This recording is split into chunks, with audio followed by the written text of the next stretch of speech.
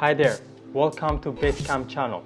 So you just got an electric skateboard or you're thinking about buying one. In this video, I'll share with you 9 things that you need to know. Let's get started.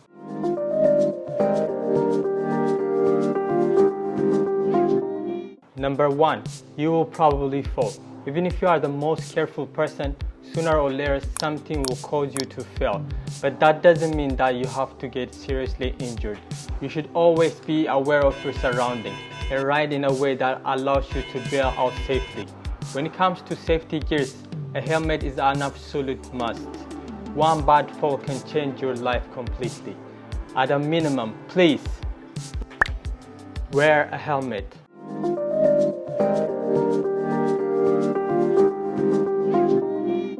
Check all fasteners regularly. Make sure all screws are tight, as well as the nuts on the wheel axle, the kingpin nuts, the screw on the enclosure, etc. Every once in a while, perform a visual inspection and wiggle your trucks and wheels to ensure nothing is loose or missing. This only takes a few seconds, so do it often.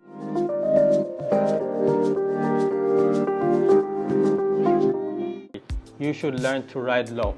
I'm not saying that you should always ride like this, but riding with your body closer to the ground has numbers of benefits. When your legs are bent, you are better at absorbing shocks from bumps and cracks. And if you fall, you're less likely to have a serious injury. Riding low also improves your endurance and helps improve your range of motion. All of this can help you become a better skater.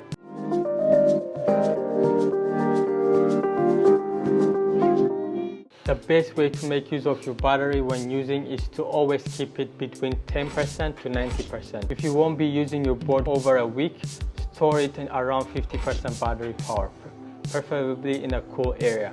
This will help your battery last longer, and it will apply to lithium-ion batteries in general. Do not store your battery at 0%, or you may not be able to recharge it later. Our box comes with instructions for long-term storage, so follow those instructions.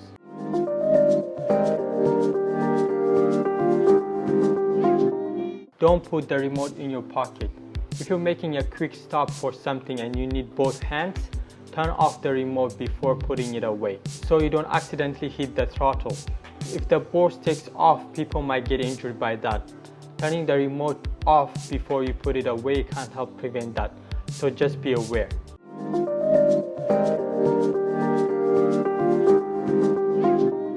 Make sure you use the right battery charger. Using the wrong charger could damage your battery, or worse, cause a fire.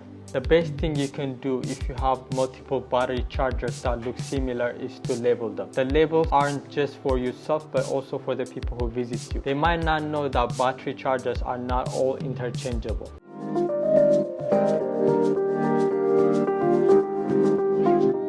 If you're a complete beginner, your legs may need time to adapt. You might find your legs getting sore and your feet hurt while skating. We all feel that way after a long break from skating.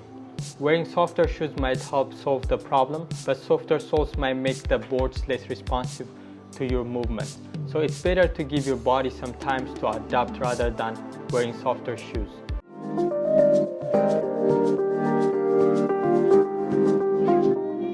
Don't ride in the rain. If you live in a place where it rains a lot, you cannot always avoid wet conditions, but I'll still encourage you to avoid riding in the rain. Obviously, electricity and water do not go well together. But aside from the electronics, water can cause your wooden deck to rub, and certain parts like the screws and bearings can rust.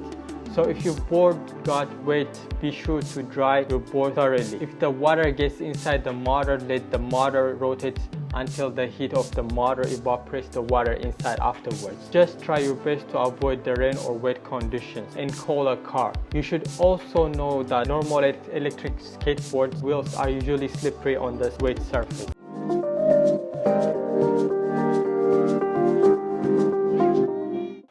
practicing with people who skate better than you is the best way to improve your skating. Although I understand that may not even always be possible. If you just got into skating, you might not even know other skaters. If that's the case, practice on your own while watching videos of other people. There will be a variety of ways in which people do, so you have to experiment to see what works for you. As I said earlier, you probably fall. Wear a safety gear so that you can fall without getting hurt.